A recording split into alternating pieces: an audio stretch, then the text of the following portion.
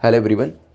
आप जानते हैं कि यूपीएससी एग्जाम को क्रैक करने के लिए सबसे इंपॉर्टेंट चीज़ जो होती है वो होती है रिवीजन।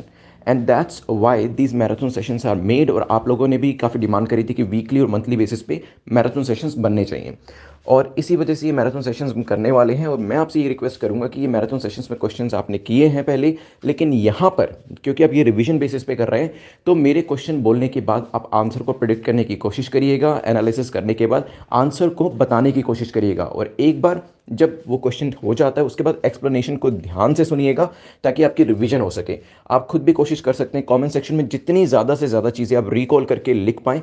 फॉर एग्जांपल, अगर कोई क्वेश्चन पूछा गया है जो कि एक मान लीजिए सतत स्कीम को लेकर एक क्वेश्चन पूछा गया, तो सतत को लेकर जितनी भी चीज़ें आपके ध्यान में आती हैं उसे आप कमेंट सेक्शन में लिखिएगा, ताकि आपकी तैयारी अच्छे से हो जाए। और ये जो रिवीजन सेशन आप कर रहे हैं, जो टाइम अपना यहाँ पर आप इन्वेस्ट कर रहे हैं, वो पूरे तरीके से आपका यूटिलाइज हो पाए, और एग्जाम के अंदर कोई भी चीज़ इन क्वेश्चंस में से जो पूछी जाएगी वो आपकी बिल्कुल करेक्ट होनी चाहिए। तो ये क्वेश्चंस आपको हेल्प करेंगे प्रीलिम्स के अंदर करंट अफेयर्स के पोर्शन को अच्छे से कम करने के लिए।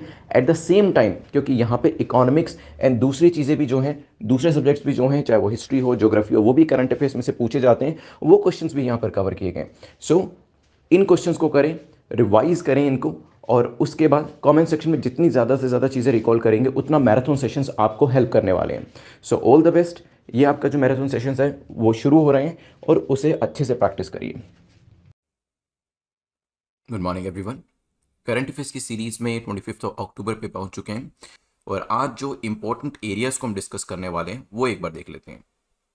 तो आज हमारा डिस्कशन जो है वो होगा यहाँ पर MCC model code of conduct को लेकर हमारे दो क्वेश्चंस रहेंगे, ब्राइबरी को लेकर रहेगा एक क्वेश्चन, देन हमारा यहाँ पर एक वाइल्ड लाइफ सेंचुरी को लेकर क्वेश्चन रहने वाला है, फ्लैक्स फ्यूल व्हीकल के बारे में जानेंगे, इसके बाद बायो एंजाइम को डिस्कस करते हुए पॉलीग्राफ टेस्ट के बारे में डिस्कशन करेंगे, देन यूएनएफसीसीसी के बारे में जानेंगे, इसके बाद एक क्वेश्चन बायोमास पैलेट्स के लेकर आएगा और फिर बायोमास को फायरिंग को लेकर भी एक क्वेश्चन डिस्कस करने वाले हैं।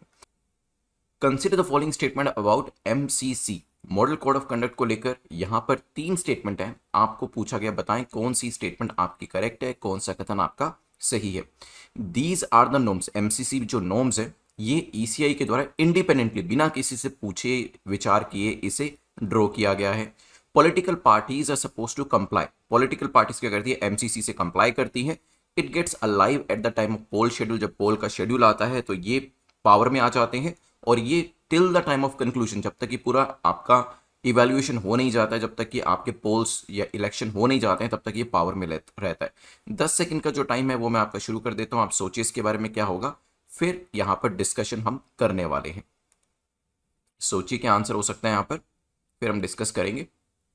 Okay, recently election commission of India दोबारा से न्यूज़ में था ये देखने के लिए कि जो एमसीसी है वो एप्लीकेबल कहाँ पर होता है, क्या वो सिर्फ उसी एरिया में एप्लीकेबल होगा जहाँ पर इलेक्शन हो रहे हैं, या फिर पूरे डिस्ट्रिक्ट में, या फिर पूरे स्टेट के अंदर। ठीक है, रिसेंटली एक नोटिफिकेशन दिया गया इलेक्शन कमीशन ऑफ इंडिया के द्वारा जिसमें ये शो किया गया मॉडल कोड कंडक्ट जो है that will be applicable only in the specific area जहाँ पर इलेक्शंस हो रहे हैं। ठीक है, ये डिजाइन किया जाता है इलेक्शन कमीशन ऑफ इंडिया के द्वारा, और ये डिजाइन किया जाता है पॉलिटिकल पार्टीज के साथ कंसल्टेशन करके, ना कि इंडिपेंडेंटली। तो पहली स्टेटमेंट विल बी इनकरेक्ट।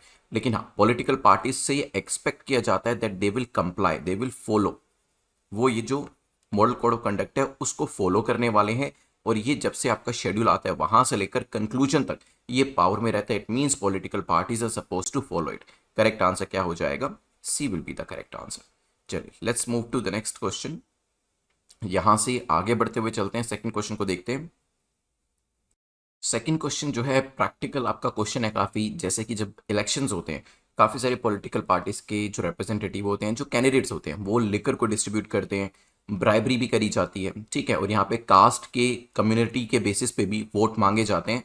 तो ये जो प्रोहिबिट किया हुआ है, क्योंकि देखिए ये सारे practices even though ground level पे आपको देखने को मिलेगी, रियलिटी के अंदर ये चीजें होती हैं, इवन दो ये चीजें मना करी गई हैं, लेकिन फिर भी जीतने के लिए काफी सारे कैंडिडेट्स इनका सहारा लेते हैं। तो ये किसके अंतर्गत प्रोहिबिट करी गई है, क्या एमसीसी के अंतर्गत, क्या लॉ कमीशन के अंतर्गत, election commission of India act के अंतर्गत, या फिर रिप्रेजेंटेशन ऑफ पीपल एक्ट के अंतर्गत। सोचिए, क्वेश्चन को ध्यान से पढ़े, वो सबसे बड़ा हिंट आपका है, फिर करेंगे डिस्कशन। अगर आप देखेंगे क्वेश्चन में लिखा है एक्ट, यहाँ पे एक्ट को लेकर, अधिनियम को लेकर पूछा गया, तो पहली दो स्टेटमेंट तो वैसे ही इनकरेक्ट हो जाती हैं। इवन तो एमसीसी के अंदर भी ऐसी प्रैक्टिसेस को मना किया गया है, लेकिन क्वेश्चन क्या पूछ रहा है आपसे, एक्ट कौन सा है। सो रिप्रेजेंटेशन ऑफ पीपल एक्ट 1951 का जो है करेक्ट आंसर क्या हो जाएगा, डी। वो मना करता है इस तरीके की चीजों को करने के लिए, और यहां पर अगर ऐसी चीजें करी जाती है तो फिर यहां पर जो इलेक्शन कमीशन ऑफ इंडिया है वो सर्टेन स्टेप्स को ले सकता है। करेक्ट आंसर क्या हो जाएगा, D will be the correct answer. यहां से आगे बढ़ते हुए चलते हैं। डेप्रीगढ़ वाइल्ड लाइफ सेंचुरी कहां पर लोकेट करती है, 4 राज्यों के नाम आपको दिए हैं, क्या ये उड़ीसा के अंदर है, वेस्ट बंगाल के अंदर है, तेलंगाना में है, या फिर तमिलनाडु के अंदर है। तो यहाँ पे 10 सेकंड का टाइम आपके पास है, सोचिए इसके बारे में। रिसेंटली हुआ क्या है, रिसेंटली एक गवर्नमेंट है जिसने कुछ फैमिलीज को डिस्प्लेस करने में हेल्प करी है यहाँ पर, क्योंकि वाइल्ड लाइफ सेंचुरीज में ये फैमिलीज इसके आसपास रहा करती थी, और यहाँ पर मैन एनिमल कॉन्फ्लिक्ट जो है उसको रिड्यूस करने के लिए, आप जानते हैं जो भी इस तरीके की सेंचुरीज होती हैं या फिर जो जंगल वाले एरिया होते हैं वहां पर आसपास में जो गांव होते हैं वहां पर कई बार शेर या हाथी चले जाते हैं, और फिर एक तरीके से दोनों के बीच में कॉन्फ्लिक्ट देखने को मिलता है, क्योंकि जंगली जानवर अपने तरीके से बिहेव करता है और जो ह्यूमन बींग्स हैं वो अपने तरीके से बिहेव करते हैं। तो यहाँ पर इसी मैन एनिमल कॉन्फ्लिक्ट को दूर किया जा सके, खत्म किया जा सके, यहाँ पर कुछ फैमिलीज को डिस्प्लेस करने की बात करी गई है, और उड़ीसा गवर्नमेंट जो है वो ऐसा कदम उठा रही है। तो करेक्ट आंसर क्या हो जाएगा, A will be the correct answer, Debrigarh wildlife sanctuary. ध्यान रखिएगा इसके बारे में भी, ए यहाँ पर करेक्ट आंसर आपका हो जाएगा। Let's move to the next question which is question number 4, जो कि फ्लैक्स फ्यूल व्हीकल को लेकर पूछ रहा है। बताएं कौन सी स्टेटमेंट फ्लैक्स फ्यूल व्हीकल को लेकर सही है। ये क्या करेगा, अगर फ्लैक्स फ्यूल व्हीकल आ जाता है तो हमारा ऑयल इंपोर्ट बिल कम हो जाएगा, हो सकता है इंडिया का जो एग्रीकल्चर सेक्टर है उसको भी यहाँ पर काफी ज्यादा बढ़ावा मिलने वाला है, और व्हीकल की एफिशिएंसी जो है वो रिड्यूस हो सकती है। सोचिए 10 सेकंड का टाइम आपके पास है। फ्लैक्स फ्यूल व्हीकल, जिसे कि फ्लेक्सिबल फ्यूल व्हीकल भी कहा जा सकता है। फ्लेक्सिबल कहने का रीजन यही है क्योंकि इसके अंतर्गत जो आपकी ऑयल गैसेज होती हैं उसको तो इस्तेमाल किया जाता है, मतलब जो पेट्रोल और डीजल है वो तो यहाँ पर यूज किया ही जाएगा, लेकिन आजकल आप जानते हैं कि हम क्या करने वाले हैं, हम यहाँ पे इथेनॉल को मिक्स करने वाले हैं। E20 का टारगेट जो है 2025 के लिए रखा गया, और फाइनली E100 तक भी हमें जाना है। तो यहाँ पर अगर मिक्स्ड आपके जो वेरियस फ्यूल होते हैं वो आगे जाकर यूज करने हैं तो उसके कंपैटिबल में हमें व्हीकल्स भी चाहिए होंगे, ठीक है। क्योंकि आजकल आपने देखा होगा कुछ तरीके के व्हीकल्स है जिसमें पेट्रोल भी काम करता है, डीजल भी काम करता है, गैस भी काम करती है। तो उसी तरीके से हमें ऐसे फ्लेक्सिबल फ्यूल व्हीकल चाहिए जिसमें कि काफ़ी सारी चीज़ों को यूज़ किया जा सके। इससे क्या होगा, देखिए अगर किसी व्हीकल के अंदर इथेनॉल का इस्तेमाल किया जा सकता है, मतलब हम उसके अंदर कम से कम पेट्रोल डलवाएंगे। पेट्रोल कम होने का मतलब ये है कि हमारा इंपोर्ट बिल कम होगा, क्योंकि पेट्रोल की खपत यहाँ पर कम होने वाली है। So we will be using less and less petrol. India के एग्रीकल्चर सेक्टर को कैसे बढ़ावा मिलेगा, क्योंकि इथेनॉल जो होता है वो शुगर से बनता है, और शुगर कहाँ से निकलती है, शुगर केन से, ठीक है। सो this is basically an application based question, जैसे कि आपको कई बार एग्जाम में मिलते भी हैं। तो यहाँ पर क्या होगा, जब हम इथेनॉल का इस्तेमाल करेंगे या ऐसे व्हीकल्स लेकर आएंगे तो लोग इथेनॉल को इस्तेमाल करना ज़्यादा शुरू करेंगे, और जिसकी वजह से शुगर जो है वो ज़्यादा प्रोड्यूस करनी पड़ेगी, शुगर केन की वैल्यू भी बढ़ेगी, और यहाँ पर किसानों को ज़्यादा से ज़्यादा शुगर केन का जो शुगर केन है उसका मूल्य मिलना शुरू होगा। तो यहाँ पे इंडिया का जो एग्रीकल्चर सेक्टर है उसको भी बढ़ावा मिलेगा। क्या इससे व्हीकल की एफिशिएंसी कम होगी? देखिए सुनने में तो लगता है कि नहीं होनी चाहिए, लेकिन यहाँ पर वेरियस स्टडीज ने यही कहा है कि थोड़ा बहुत माइन्यूट डिफरेंस आपको देखने को मिल सकता है। इन शॉर्ट टर्म 6 से 7% व्हीकल एफिशिएंसी कम होगी जब हम E20 मतलब इथेनॉल 20 की ब्लेंडिंग करेंगे। किसी भी फ्यूल के अंदर 20% इथेनॉल रहेगा, 80% आपका दूसरा पेट्रोल रहेगा, तो वहां पे 6 to 7% का डिक्लाइन हमें देखने को मिल सकता है। लेकिन ये भी कहा गया है कि एक्सपर्ट्स कह रहे हैं कि E100 तक जाते जाते ओवरऑल कॉस्ट इतनी कम हो जाएगी कि अगर एफिशिएंसी कम भी होती है तो यहाँ पर कंज्यूमर को नुकसान नहीं होगा, ठीक है। तो तीसरी स्टेटमेंट जो है कि व्हीकल एफिशिएंसी रिड्यूस होगी, तो यस ये भी यहाँ पर रिड्यूस होने वाली है। तो करेक्ट आंसर क्या हो जाएगा, D will be the correct answer, ठीक है। चलिए let's move to the next question. Flexi fuel के ऊपर क्वेश्चन प्रीलिम्स और मींस दोनों के अंदर यहाँ पर बन सकता है, इंपॉर्टेंट एरिया है काफी, तो इसको अच्छे से करके जाइएगा। नेक्स्ट क्वेश्चन आपका है क्वेश्चन नंबर 5, जो कि बायो एंजाइम को लेकर है। पूछा गया बायो एंजाइम को लेकर बताएं कौन सी स्टेटमेंट आपकी करेक्ट है, कौन सा कथन सही है।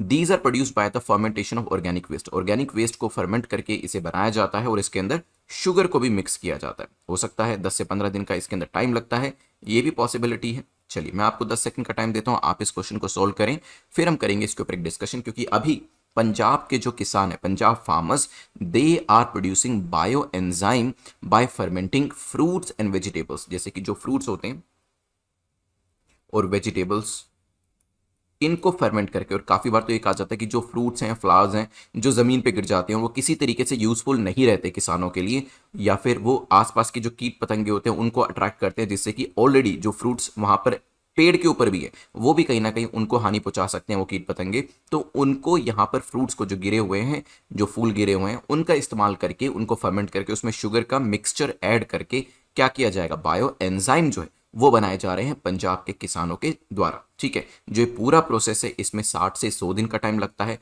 ये ध्यान रखिएगा। तो यहाँ पे जो टाइम पीरियड है तीसरी स्टेटमेंट में वो गलत है, और अगर आप तीसरी स्टेटमेंट को एलिमिनेट कर पाते आप सीधा ही अपने आंसर दैट इज ए के ऊपर पहुंच सकते थे। तो बायो एंजाइम जो है ये करा जा रहा है, ये लेकर आए जा रहे हैं किसके द्वारा, जो पंजाब के किसान हैं उनके द्वारा। ठीक है, फॉलन फ्रूट से इसे बनाया जाएगा, जो कि वैसे ही किसानों के लिए किसी भी तरीके से फायदेमंद नहीं होते हैं। चलिए, आपका मिशन यूपीएससी 2022 का जो कोर्स है आप उसको सब्सक्राइब कर सकते हैं। अभी आपका जो काफ़ी दिन से आपको जो एक कूपन दिया गया था 50% डिस्काउंट का, 50 प्लस 20% का, वो रिमूव कर दिया गया बेसिकली। तो अभी आपको इसको वैसे ही सब्सक्राइब करना पड़ेगा।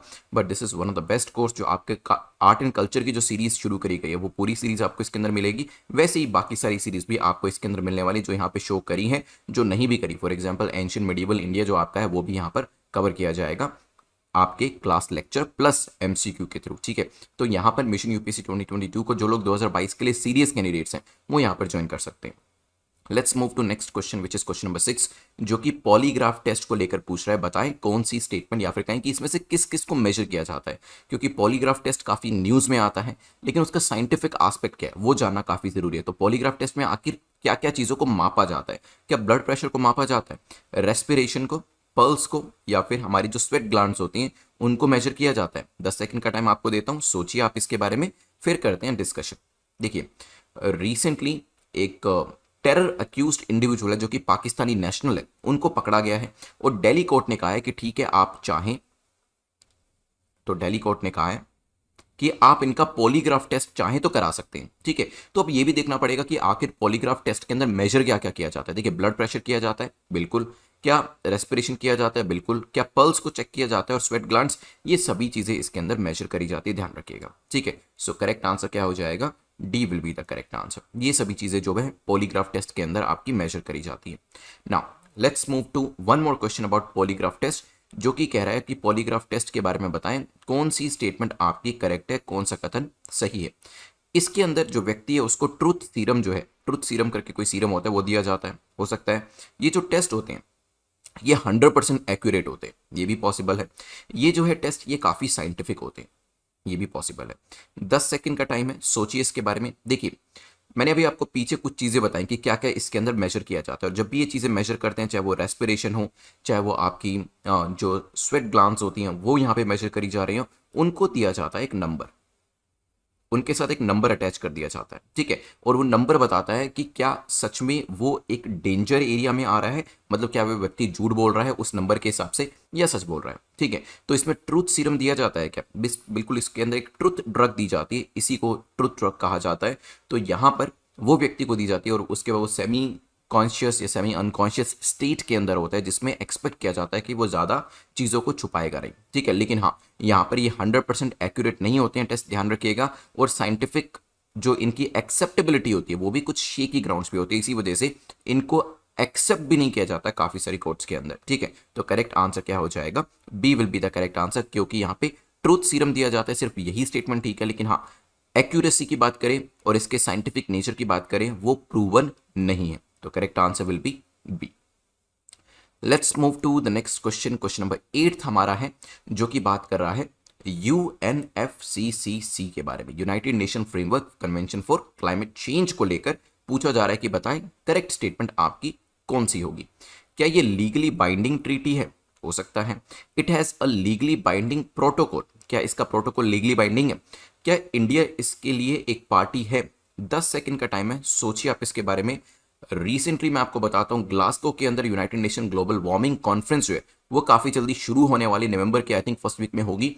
इसी वजह से UNFCCC जो है वो न्यूज़ में थी। अगर बात करी जाए 196 कंट्रीज जो है वो इसकी मेंबर है, and yes India is also a party. अगर हम कहते हैं इंडिया इसकी पार्टी है तो एलिमिनेशन करिए आप ऑप्शन नंबर ए को, क्योंकि वहां पर 3 नहीं दिया है। But yes, it is not a legally binding treaty, but इसका प्रोटोकॉल जो है वो यहां पर लीगली बाइंडिंग हो सकता है। तो जैसे ही आप पहले को एलिमिनेट करते, सिर्फ ये चीज आपको पता होना चाहिए थी कि it is not legally binding.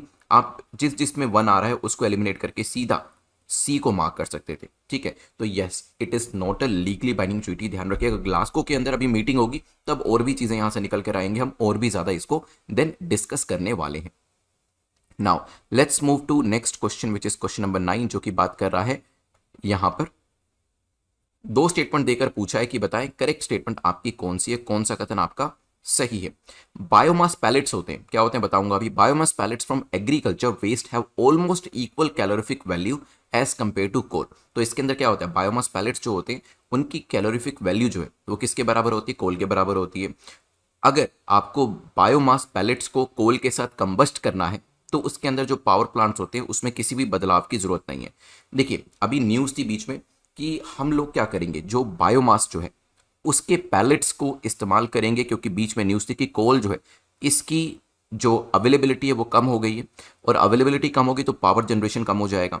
और इसी वजह से आप में से काफ़ी सारे लोगों ने मुझे फीडबैक भी दिया कि आपके स्टेट्स के अंदर इलेक्ट्रिसिटी के इश्यूज जो है वो आने शुरू हो गए हैं। मतलब पहले अगर इलेक्ट्रिसिटी जाती नहीं थी तो अभी 1-2 घंटे, या पहले 1-2 घंटे जाती थी तो अभी ज़्यादा जानी शुरू हो गई। तो कितने लोग अभी भी किस किस राज्य से हैं और इस चीज़ को फेस कर रहे हैं कि इलेक्ट्रिसिटी कट अभी पिछले कुछ दिनों में कोल की अवेलेबिलिटी कम होने की वजह से ज़्यादा होने लग गए, वो मुझे कमेंट सेक्शन में ज़रूर बताइएगा। नाउ देखिए बायोमास पैलेट्स क्या होते हैं, दिखाता हूँ एक बार।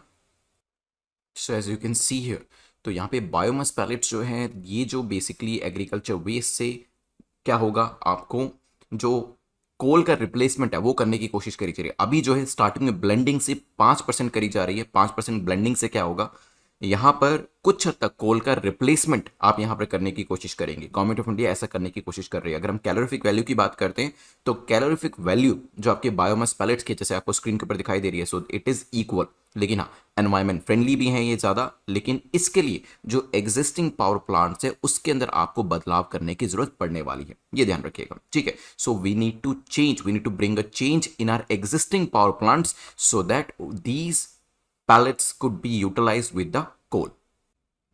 सो यहां पर देखिए पहली स्टेटमेंट तो आपकी करेक्ट हो जाएगी, लेकिन हाँ बदलाव की जरूरत है, तो आंसर क्या हो जाएगा, A will be the correct answer. Let's move to the last question. जो लास्ट क्वेश्चन हमारा है वो बात कर रहा है बायोमास को फायरिंग को लेकर। पूछा गया है which of the following can be the consequences of introduction of biomass को फायरिंग।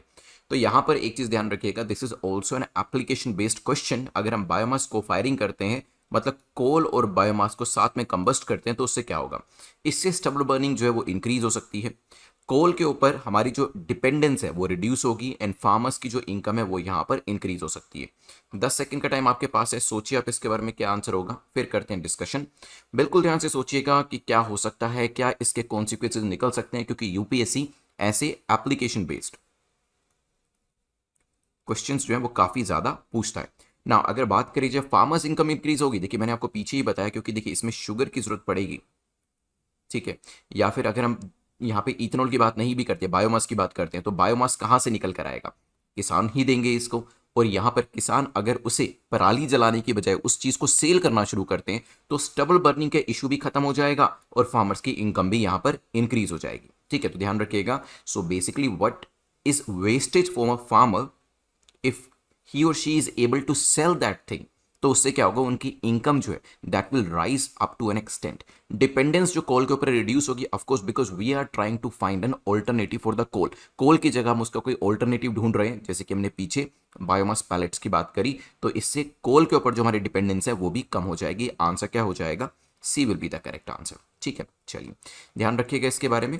यहाँ पर ये भी चीज़ ध्यान रखिएगा कि को कंबशन के अंदर हमें जो पावर प्लांट्स ऑलरेडी एग्जिस्टिंग करते हैं उसके अंदर बदलाव लाने की ज़रूरत है। खैर, करंट अफेयर्स की सीरीज़ में 26 अक्टूबर पे पहुंच चुके हैं और आज के इंपॉर्टेंट करंट अफेयर्स जो हैं वो डिस्कस करने वाले हैं एमसीक्यू के थ्रू।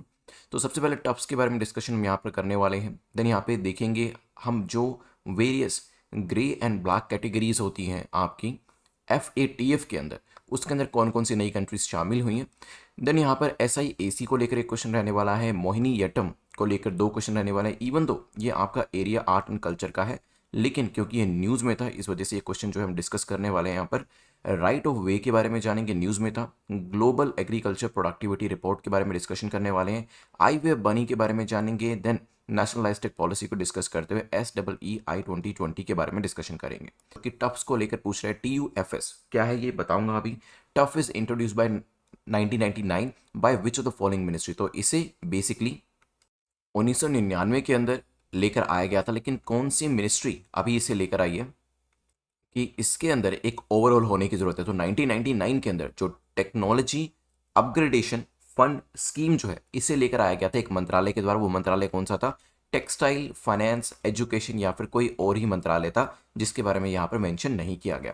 10 सेकंड का टाइम आपके पास है, सोचिए टफ्स के बारे में। Tufts is introduced in 1999 by which of the following ministry. कौन से मंत्रालय के द्वारा इसे लेकर आया गया था? क्योंकि अभी जो हमारी टेक्सटाइल मिनिस्ट्री है, बिल्कुल ठीक है, वो इसको अपग्रेड करने की बात कर रही है क्योंकि 1999 के अंदर इसको लेकर आया गया था और टेक्सटाइल सेक्टर को बढ़ावा देने के लिए यहाँ पर एक टेक्नोलॉजी ओवरहोल करने की बात करी जा रही है। आपको याद होगा कुछ दिन पहले हमने डिस्कस किया था कि टेक्नोलॉजी पार्क्स के साथ साथ यहाँ पर जो आपके टेक्सटाइल पार्क्स हैं उनको भी लेकर आया गया है और अप्रॉक्सीमेटली 7 टेक्सटाइल पार्क्स अभी कुछ दिन पहले ही यहाँ पर अप्रूव किए गए थे। तो it means government is focusing a lot of attention on the textile sector. तो ध्यान रखिएगा, करेक्ट आंसर क्या हो जाएगा? A will be the correct answer.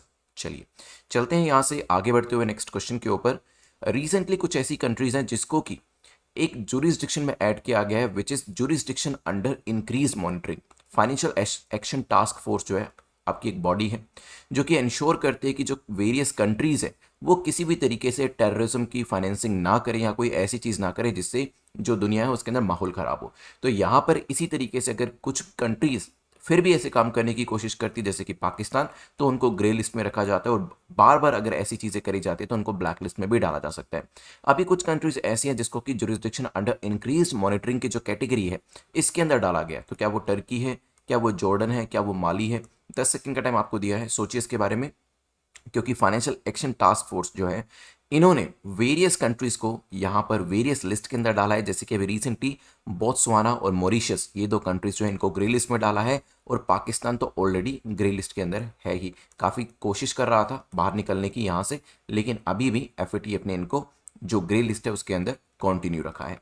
Now यहाँ पर अगर इन लिस्ट के अंदर कंट्रीज आ जाती तो होता क्या? देखिए वेरियस फाइनेंशियल इंस्टीट्यूशंस जो है इंटरनेशनल लेवल के ऊपर उनसे फंडिंग जो है वो फिर यहाँ पर हो जाती है। बेसिकली आपकी जो इकोनॉमी है वो सबसे ज़्यादा यहाँ पे नुकसान में जाएगी क्योंकि बाहर के जितने भी इंस्टीट्यूशंस हैं, बैंक्स हैं काफ़ी बड़े बड़े, वो आपको फंड नहीं करेंगे। रिसेंटली देखा गया कि जो इंक्रीज मॉनिटरिंग की जुरिस्डिक्शन है उसके अंदर टर्की, जॉर्डन, माली तीनों को ही यहाँ पर ऐड किया गया। तो करेक्ट आंसर क्या हो जाएगा? D will be the correct answer. ठीक है, अब यहाँ पर जो इंपॉर्टेंट एरिया थे वो मैंने आपको बता दिया, लेकिन हाँ जुरिस्डिक्शन अंडर इंक्रीज मॉनिटरिंग को और किस नाम से जाना जाता है ये आप मुझे नीचे कमेंट सेक्शन में जरूर बताइएगा। Now let's move to the next question जो कि SIAC को लेकर पूछ रहा है। बताएं इसको लेकर आपको बताना है कौन सी स्टेटमेंट करेक्ट है। ये बेसिकली SIAC जो है ये एक इंटरनेशनल आर्बिट्रेटर है, हो सकता है। आर्बिट्रेटर जो होते हैं या आर्बिट्रेशन जो होता है ये जो आपका टाइम होता है कम कंज्यूम करता है कंपेयर टू जो कोर्ट्स के अंदर प्रोसीडिंग्स होती हैं उसके कंपैरिजन में, ये भी हो सकता है। ये पब्लिक के अंदर करी जाती है, जैसे आपने देखा होगा कोर्ट के अंदर केसेस चलते हैं उसमें पब्लिक भी बैठी होती है, तो उसी तरीके से ये केसेस जो होते हैं चलाए जाते हैं। 10 सेकंड का टाइम आपके पास है, सोचिए इसके बारे में, फिर करते हैं डिस्कशन। रिसेंटली अमेजोन वर्सेस जो आपका बिग बाजार फ्यूचर रिटेल है उसका केस काफ़ी ज़्यादा न्यूज़ में था, इसी वजह से SIAC जो है वो भी यहाँ पर न्यूज़ में थी, ध्यान रखिएगा। और तभी हमने SIAC जो है इसके बारे में डिस्कशन किया। Basically it is nothing but the Singapore international arbitration centre. तो यस ये एक इंटरनेशनल आर्बिट्रेटर है और यहाँ पर आर्बिट्रेशन जो है मध्यस्थता जो होती है या फिर मीडिएशन जो होता है वो कंपेयर टू द कोर्ट्स कम टाइम लेता है, इसी वजह से लोग आर्बिट्रेशन को ज़्यादा प्रीफर करते हैं। तो सेकंड स्टेटमेंट भी आपकी ठीक हो जाती है, लेकिन देखिए कम टाइम लगता है उसकी एक रीज़न ये भी है कि इसके अंदर पब्लिक के अंदर आपको नहीं जाना पड़ता है। यहाँ पर क्या होता है 2 पार्टी मान लीजिए, अमेजोन एक पार्टी है और फ्यूचर रिटेल दूसरी पार्टी है, तो इनके जो वकील होंगे, इनके जो लॉयर्स होंगे जो इनको रिप्रेजेंट कर रहे हैं वही यहाँ पर आएंगे और SIAC अपनी वर्डिक्ट सुनाएगी, तो ये पब्लिक हियरिंग इसकी नहीं होती है। तो तीसरी स्टेटमेंट आपकी इनकरेक्ट हो जाती है। आंसर करेक्ट क्या हो जाएगा? A will be the correct answer. SIAC arbitration awards have been enforced in many jurisdiction, और इसके जो अवार्ड्स होते हैं Australia, China, India, Indonesia, UK, USA के अंदर एक्सेप्ट करे जाते हैं। ठीक है, सो करेक्ट आंसर क्या हो जाएगा, A will be the correct answer. चलिए यहां से आगे बढ़ते हुए चलते हैं नेक्स्ट टॉपिक के ऊपर, विच इज क्वेश्चन नंबर 4, जो कि मोहिनीअट्टम डांस को लेकर पूछ रहा है कि बताएं कौन से स्टेट को बिलोंग करता है। काफ़ी इजी क्वेश्चन है, क्योंकि यूपीएससी के अंदर भी बेसिकली आपका जो क्वेश्चन पेपर होता है 3 सेगमेंट्स में होता है। एक पोर्शन होता है जो काफ़ी डिफिकल्ट होता है, एक एरिया होता है जो कि मॉडरेट लेवल का होता है, और एक ईजी लेवल का होता है। क्योंकि क्वेश्चन जो होते हैं मिक्स बैग के आपके पूछे जाते हैं। कुछ क्वेश्चन तो देखते ही आपको पता होगा इसका आंसर ABCD में से क्या है, कुछ क्वेश्चन में आपको थोड़ा सोचना पड़ेगा, और क्वेश्चन को आपको मल्टीपल टाइम्स रीड करना पड़ेगा, because difficulty level is high. तो यहाँ पर ईजी क्वेश्चन आपसे पूछा गया। रीजन पूछने का ये है क्योंकि मोहिनीअट्टम वर्कशॉप जो है दोबारा से इनिशिएट हो गई है केरला के अंदर, क्योंकि ये वर्कशॉप जो थी रोक दी गई थी कोविड के टाइम पर, लेकिन अभी दोबारा से इसको स्टार्ट कर दिया गया है। ये एक लास्या टाइप डांस है। ये सब चीज़ें मैं आपको वैसे आर्ट एंड कल्चर के अंदर पढ़ा ही रहा हूँ, तो वो लेक्चर जरूर देख लीजिएगा आप। So it's a Lasya type dance which involves gentle movements. ठीक है, तो जिसमें फीमेल आर्टिस्ट जो होते हैं वो काफ़ी इसे परफॉर्म करते हैं, इंडिविजुअली परफॉर्म करते हैं, और इसके अंदर संस्कृत और मलयालम दोनों का मिक्सचर जो है लैंग्वेज के अंदर वो आपको देखने को मिलेगा। It belongs to Kerala. Answer क्या हो जाएगा, ए।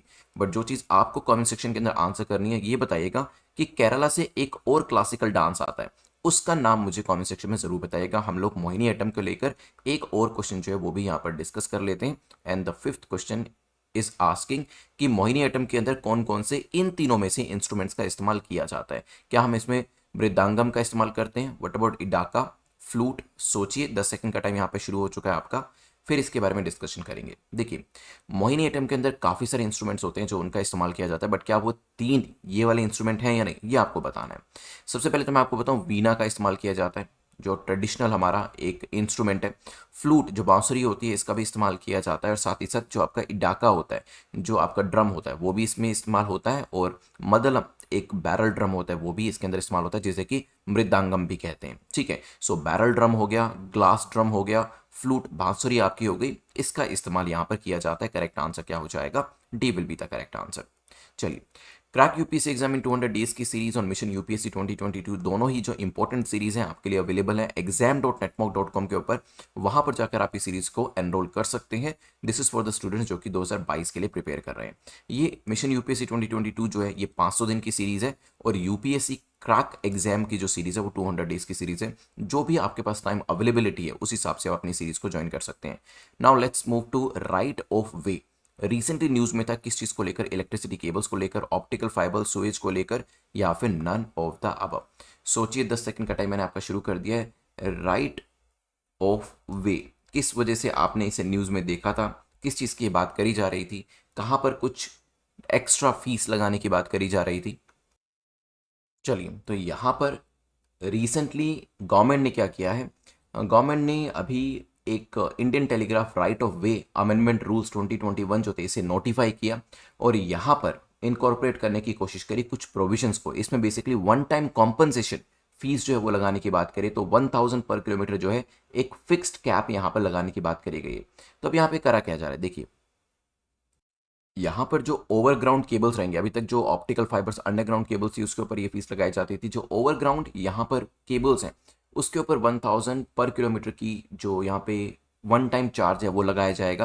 म्यूनिसिपैलिटीज़ का ये भी कहना था कि इसके ऊपर जो पैसा लगाना चाहिए, फीस लगानी चाहिए, वो ज़्यादा लगानी चाहिए, लेकिन आप जानते हैं अभी रिसेंटली गति शक्ति नेशनल मास्टर प्लान को लेकर आया गया है, और इसके अंतर्गत डिजिटल कनेक्टिविटी की भी बात करी गई, और इसी वजह से जो हमारी केबल्स हैं चाहे वो ओवरग्राउंड की हो, उसको यहाँ पर ध्यान दिया जा रहा है कि उसको जल्दी से जल्दी लेकर आया जाए। तो जो अब टेलीग्राफ की ओवरग्राउंड आपकी वायर्स होंगी उसके ऊपर ये नॉमिनल फीस जो है वो सरकार के द्वारा लगाई गई है। तो करेक्ट आंसर क्या हो जाएगा, B will be the correct answer. चलिए यहाँ से आगे बढ़ते हुए चलते हैं। ग्लोबल एग्रीकल्चर प्रोडक्टिविटी रिपोर्ट किसके द्वारा रिलीज करी गई है, FAO के द्वारा, ICAR, IMF, या फिर नन ऑफ द अबव? तो 10 सेकंड का जो टाइम है वो मैं यहाँ पे शुरू कर देता हूँ। आपको बताना है इसको किसके द्वारा लेकर आया गया। प्रोडक्टिविटी नहीं बढ़ रही है, एट द सेम प्लेस जो फूड की डिमांड है, demand for the food is rising, but productivity जो है वो यहाँ पर नहीं बढ़ रही है, ये चीज ध्यान रखिएगा। ठीक है, so basically demand is rising but the productivity is stagnated. तो इससे क्या होगा, इवेंचुअली इन्फ्लेशन जो है वो होने के चांसेस बड़े रहेंगे, और यहाँ पर बहुत सारे लोग जो है दे में ऑल्सो स्लीप एम्प्टी स्टमक। तो यहाँ पे जो लोगों को हमें खाना प्रोवाइड करना है वो शायद हम नहीं प्रोवाइड कर पाएंगे। रिडक्शन इन प्रोडक्टिविटी जो है वो यहाँ पे क्लाइमेट चेंज की वजह से भी हो रहा है, ये भी बताया जा रहा है इस रिपोर्ट के अनुसार। इसको लेकर आया गया है, करेक्ट आंसर यहाँ डी हो जाएगा, Virginia Tech college of agriculture and life sciences के द्वारा, जिसमें यहाँ पर ये डेटा जो है वो दिया गया है। Correct answer will be D. चलिए यहाँ से आगे बढ़ते हुए चलते हैं नेक्स्ट टॉपिक के ऊपर, जो कि आईवीएफ बानी के बारे में है। आईवीएफ बानी के बारे में पूछा जा रहा है कि ये क्या है, कोई काफ है, कोई किटन है, कब है, या कोई पपी है। 10 सेकंड का टाइम मैं यहाँ पे आपका शुरू कर देता हूँ, सोचिए आप इसके बारे में, फिर करते हैं डिस्कशन। सोचिए इसके बारे में क्या आंसर होगा। रिसेंटली आईवीएफ टेक्निक को इस्तेमाल किया गया है to come up with the calf, जो कि बनी ब्रीड जो है बफेलो की, उससे बनाया गया है। ठीक है, so it is created with the help of art. Art क्या है बताइए, आर्ट का इस्तेमाल इसमें किया गया। तो जो इन विट्रो फर्टिलाइजेशन आपकी टेक्निक होती है, उसके थ्रू यहाँ पर एक बफेलो की ब्रीड है, बनी ब्रीड, उससे यहाँ पर एक काफ को बनाया गया है। आर्ट की फुल फॉर्म क्या होगी, असिस्टेड रिप्रोडक्टिव टेक्नोलॉजी। ठीक है, तो आर्ट का इस्तेमाल करके यहाँ पे काफ जो है उसको बनाया गया। करेक्ट आंसर हो जाएगा ए। चलते हैं यहाँ से आगे बढ़ते हुए नेक्स्ट क्वेश्चन के ऊपर, विच इज क्वेश्चन नंबर 9। देखते हैं क्वेश्चन नंबर 9 जो है नेशनल लाइफस्टॉक पॉलिसी के बारे में पूछ रहा है कि बताएं इसमें से कौन सी स्टेटमेंट नेशनल लाइफस्टॉक पॉलिसी को लेकर सही है। इसमें क्या क्या किया जाता है, क्या इसमें प्रोडक्टिविटी को इंक्रीज करने की बात करी है, हो सकता है इंफ्रास्ट्रक्चर को, आईवीएफ को इंप्रूव करने की बात करी है। सोचिए, 10 सेकंड का टाइम आपके पास है, क्या आंसर होगा, फिर करते हैं डिस्कशन। नेशनल लाइफस्टॉक पॉलिसी जो है कुछ एरियाज के अंदर स्पेशल एम्फोसिस देती है कि कुछ चीजें करना जरूरी है, जिसके अंदर यहाँ पर प्रोडक्टिविटी को लाइफ स्टॉक की इंप्रूव करना जरूरी है through the enhanced artificial insemination. तो यहाँ पे प्रोडक्टिविटी इंक्रीज करनी है through artificial insemination. Genetic material जो है वो भी यहाँ पर मेल्स का ब्रीडिंग के लिए इंप्रूव करना है, इसके बारे में बात करी जाती है। और एनेबलिंग एनवायरनमेंट जो है वो इंफ्रास्ट्रक्चर को इंप्रूव करने के लिए बनाना है, इसकी भी बात करी गई है। आईवीएफ को लेकर ये चीज साइलेंट है, तो तीसरी स्टेटमेंट आपकी सही नहीं होगी। Correct answer will be B. Now let's move to the last question. The last question is talking about various statements को देकर पूछा है, बताएं करेक्ट क्या है। कर्नाटका के बारे में कहा है कि SEEI 2020 जो है उसके अंदर कर्नाटका ने टॉप पोजीशन हासिल करी है। There is only one states in the aspirant category, तो यहाँ पे एक ही स्टेट है जो एस्पिरेंट कैटेगरी के अंदर आता है। राजस्थान जो है वो एक फ्रंट रनर स्टेट है। सोचिए, 10 सेकंड का टाइम आपके पास है। यहाँ पर मिनिस्ट्री ऑफ पावर,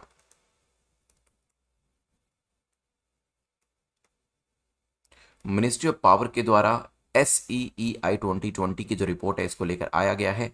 इसके अंदर क्या कर्नाटका ने टॉप पोजीशन हासिल करी है, आंसर इज यस। क्या राजस्थान इसमें फ्रंट रनर स्टेट है, ये भी चीज सही हो जाती है। लेकिन देयर आर 2 स्टेट्स, एक राज्य नहीं है, 2 राज्य यहाँ पर हैं जो कि आपकी किस कैटेगरी के अंदर आते हैं बताएं, एस्पिरेंट कैटेगरी के अंदर। तो करेक्ट आंसर क्या हो जाएगा, B will be the correct answer. SEEI क्या है, स्टेट एनर्जी एफिशिएंसी इंडेक्स। यहाँ पे एक बार रैंकिंग देख लीजिए, करेक्ट आंसर तो आपको पता चल गया है। सो यहाँ पे Karnataka is on the top position, और ऐसे ही यहाँ पे राजस्थान दूसरे नंबर पे, फिर हरियाणा पंजाब का नंबर आता है। करंट अफेयर्स की सीरीज में 27 अक्टूबर पे पहुंच चुके हैं। आज के जो एरियाज को हम डिस्कस करने वाले हैं, इसमें प्रधानमंत्री गरीब कल्याण योजना के बारे में जानेंगे। देन नोडल मिनिस्ट्री कौन है PMKJY की, इसके बारे में डिस्कशन करते हुए डेप्यूटी स्पीकर को लेकर एक क्वेश्चन हमारा रहने वाला है। प्रोडक्शन गैप रिपोर्ट के बारे में जानेंगे, महर्षि वाल्मीकि जी के ऊपर एक क्वेश्चन रहने वाला है।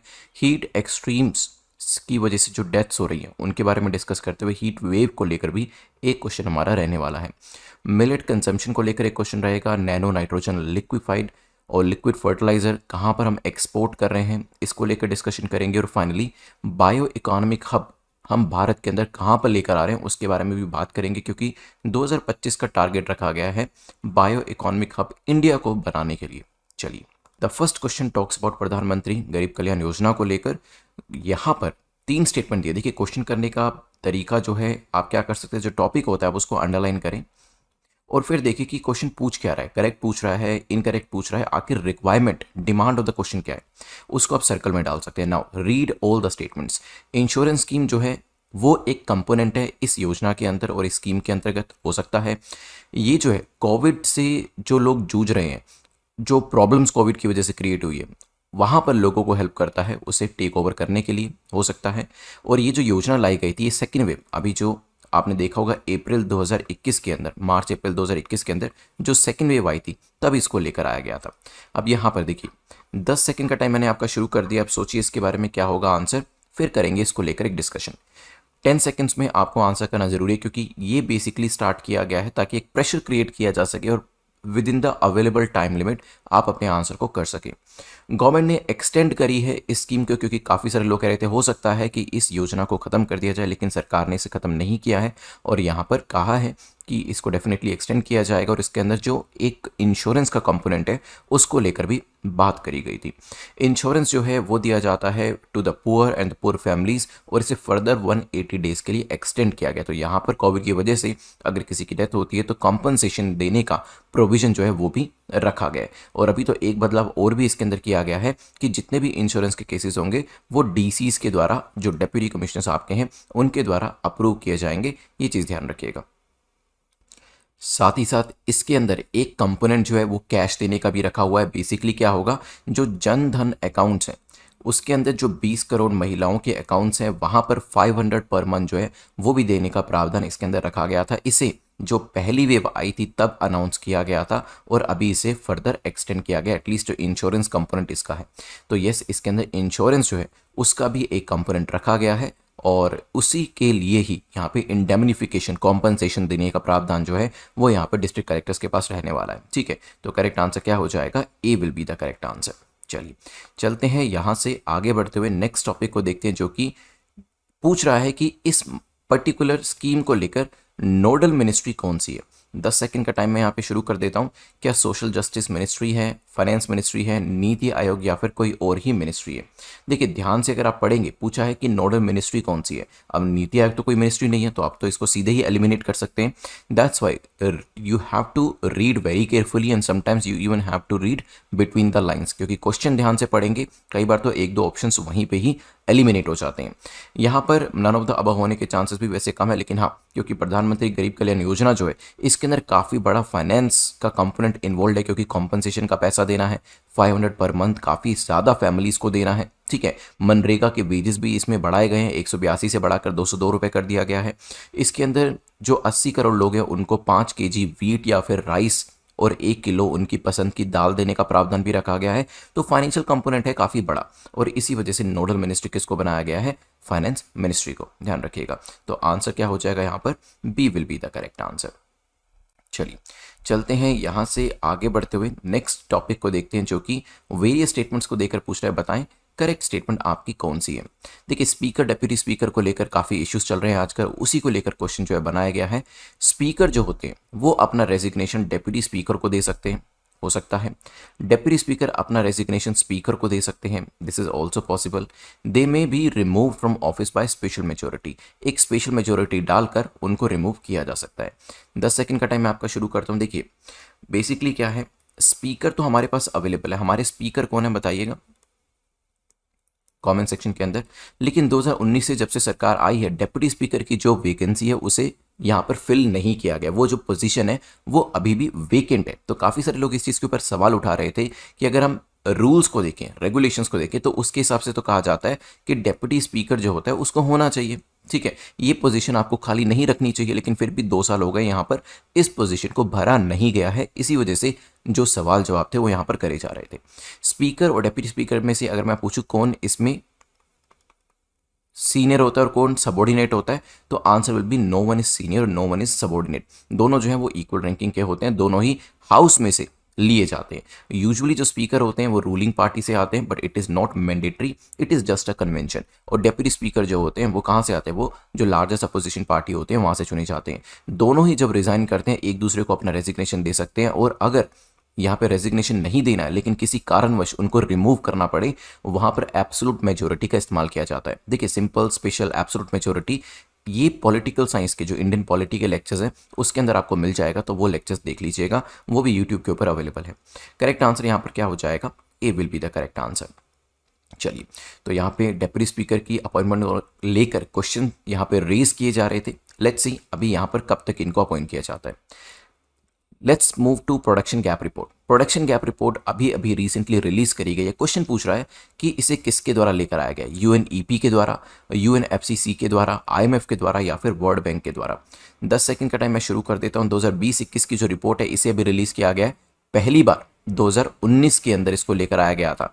और प्रोडक्शन गैप रिपोर्ट बेसिकली बताती है, इसके अंदर बेसिकली बताया गया है कि हमारे यहाँ पर जब हम बात करते हैं, एक कमिटमेंट होता है कि फॉसिल फ्यूल से आप कितनी एनर्जी जनरेट करेंगे या फॉसिल फ्यूल का कितना इस्तेमाल करेंगे, और एक्चुअल में फॉसिल फ्यूल का इस्तेमाल कितना किया जा रहा है। ठीक है, सो यहाँ पर काफ़ी सारी कंट्रीज जो है वो कहती है कि हम अपने फॉसिल फ्यूल को कम से कम यूज़ करेंगे, ज़्यादा से ज़्यादा एनर्जी जो होगी हमारी कहाँ से आएगी, रिन्यूएबल से आएगी। लेकिन क्या ऐसा किया भी जा रहा है या नहीं, इसको देखा जाता है कि एक्चुअल में कमिटमेंट कितना किया गया है और एक्चुअल में यूज़ कितना किया जा रहा है। और इसके बीच का जो डिफरेंस है वो यहाँ पर देखने को हमें मिलता है कि कितना हमारा कन्वेंशनल एनर्जी से यहाँ पर एनर्जी को लेकर आया जा रहा है, कन्वेंशनल सोर्सेज से एनर्जी को लेकर आया जा रहा है, और कितना हमारे रिन्यूएबल से लेकर आया जा रहा है। तो बेसिकली इसमें प्रोजेक्शंस जो होते हैं वो दिए होते हैं कि आने वाले टाइम में कौन सी कंट्री कितना ज़्यादा फॉसिल फ्यूल से अपनी एनर्जी को जनरेट करेगी, या फिर कहा जाए तो फॉसिल फ्यूल का प्रोडक्शन कितना देखने को मिलेगा। एट द सेम टाइम इससे ये भी पता चलेगा कि जो पेरिस एग्रीमेंट किया गया था, जिसके अंदर हमने कहा था कि हम 2 डिग्री सेंटीग्रेड और 1.5 डिग्री सेंटीग्रेड तक लिमिट करेंगे अपना जो यहाँ पर टारगेट्स है, वो अचीव हो पाएंगे या नहीं हो पाएंगे। ठीक है, तो करेक्ट आंसर क्या हो जाता है यहाँ पर, A will be the correct answer. Let's move to the next question, जो कि महर्षि वाल्मीकि जी के बारे में पूछ रहा है। यहाँ पर पर्सनैलिटी रिलेटेड एक क्वेश्चन पूछा गया बताएं कौन सी स्टेटमेंट इनको लेकर करेक्ट है। वो संस्कृत लिटरेचर के पोएट माने जाते हैं, हो सकता है, और यहाँ पर रामायण का बनाने का जो कंट्रीब्यूशन है वो या एट्रीब्यूशन भी उन्हीं को दिया जाता है। And some people believe that he later incarnated as Tulsidas. सोचिए 3 स्टेटमेंट्स यहाँ पर वाल्मीकि जी को दी गई हैं। रिसेंटली हमारे जो प्राइम मिनिस्टर थे उन्होंने अपने ट्रिब्यूट्स पे करे हैं वाल्मीकि जयंती के ऊपर, और रामायण बनाने के लिए या कहीं रामायण लिखने के लिए भी जो एट्रीब्यूशन है वो उन्हीं को दिया जाता है, जो क्रेडिट है उनको दिया जाता है, which was written somewhere in 5th century BC and 1st century BC। इन्हीं 400 साल के आसपास कहीं पर इसे लिखा गया था। तो सेकंड स्टेटमेंट हमारी करेक्ट हो जाती है। और यस, संस्कृत लिटरेचर के पोएट हैं, और कुछ लोग ये भी मानते हैं that he is the reincarnated as Tulsidas at the later stages. तो करेक्ट आंसर क्या हो जाएगा, पर्सनैलिटी रिलेटेड क्वेश्चन में correct answer will be D. मतलब यहाँ पर जो तीनों स्टेटमेंट्स हैं वो यहाँ पर महर्षि वाल्मीकि जी के बारे में करेक्ट बताई गई है। चलिए ध्यान रखिएगा, यहाँ से आगे बढ़ते हुए चलते हैं क्वेश्चन नंबर 6 पे जाने से पहले crack UPSC exam in 200 days की जो सीरीज है आप इसको सब्सक्राइब कर सकते हैं। डे वाइज आपको तैयारी करने का मौका मिलता है यहाँ पर, और आपके स्पेसिफिक कोर्सेज भी रहते हैं। देखिए, चाहे वो यूपीएससी 200 डेज की सीरीज हो या फिर मिशन यूपीएससी 2022 जो कि 500 डेज की सीरीज है, दोनों के अंदर आपको डे वाइज तैयारी करने का भी मौका मिलता है। और अगर आप सीरीज बाय सीरीज जाना चाहते हैं, मतलब आप चाहते हैं सब्जेक्ट बाय सब्जेक्ट जाएं, वो भी आपके पास ऑप्शन अवेलेबल रहता है। यहाँ पर 200 डेज की सीरीज उन लोगों को सब्सक्राइब करनी चाहिए जिनके पास बेसिक नॉलेज है यूपीएससी को लेकर। ठीक है, लेकिन अगर आप बिल्कुल A to Z तैयारी करना चाहते हैं, you can go for mission UPSC 2022। आपको मिलने क्या वाला है, देखिए आपने लेटेस्ट एक आर्ट एंड कल्चर की क्लास जो है वो देखी होगी यूट्यूब के ऊपर, अभी नहीं देखी तो उसे देख लीजिए, जिसमें हमने लेक्चर पढ़ाया। ठीक है, अराउंड 20-25 मिनट्स का, और लास्ट में 5 मिनट्स में हमने MCQs जो थे वो डिस्कस करे। तो इससे क्या होता है, इससे आपका प्री का मेंस की तैयारी जो है वो एक ही इंटीग्रेटेड लेक्चर के अंदर हो जाती है। आप इस लेक्चर को देखेंगे तो आपको समझ में आ जाएगा कि कैसे हम बाकी जो सब्जेक्ट्स हैं उसको यहाँ पर कवर करने वाले हैं, जिसमें MCQs भी कवर किए जाएंगे, साथ ही साथ जो आपके लेक्चर्स होते हैं स्टैंड अलोन लेक्चर्स वो भी यहाँ पर रहने वाले हैं। बहुत सारी आपकी प्रैक्टिस होगी। By the end of the series आप कम से कम 10,000 MCQs प्रैक्टिस कर चुके होंगे। आप वेरियस लेक्चर्स जो आपके सिलेबस के इंपॉर्टेंट एरियाज है उसको कवर कर चुके होंगे। आपकी राइटिंग प्रैक्टिस हो चुकी होगी, और फिर जब प्रीलिम्स हो जाता है तो फिर आपका मेंस का जो मॉड्यूल होता है वो भी यहाँ पर शुरू किया जाएगा। देखिए, आप में से कुछ स्टूडेंट पूछ रहे थे कि सर क्या इसमें CSET का मॉड्यूल है। देखिए, अभी तक CSET का कोई मॉड्यूल डिज़ाइन नहीं किया गया है नेटमॉक के ऊपर, लेकिन हाँ, फ्यूचर में अगर CSET का मॉड्यूल लेकर आया जाता है, that will be provided under this mission itself. वो अलग से नहीं रहेगा, वो इसके अंदर ही प्रोवाइड किया जाएगा। खैर, यहाँ से आगे बढ़ते हुए चलते हैं नेक्स्ट टॉपिक के ऊपर, विच is question number 6। According to Lancet, which of the following country has more heat extremes related death from 2018 to 2019? तो Lancet रिपोर्ट एक आई है जिसमें बताया गया है कि एक पर्टिकुलर कंट्रीज या कुछ पर्टिकुलर कंट्रीज ऐसी हैं जहाँ पे नंबर ऑफ डेथ्स हीट ज़्यादा होने की वजह से बहुत ज़्यादा है। तो यहाँ पर 10 सेकंड का टाइम मैं आपको दे रहा हूँ। वैसे मैं आपको ये बता दूँ कि एशियन कंट्रीज बताई जाती हैं जहाँ पर हीट का प्रभाव सबसे ज़्यादा देखने को मिल रहा है।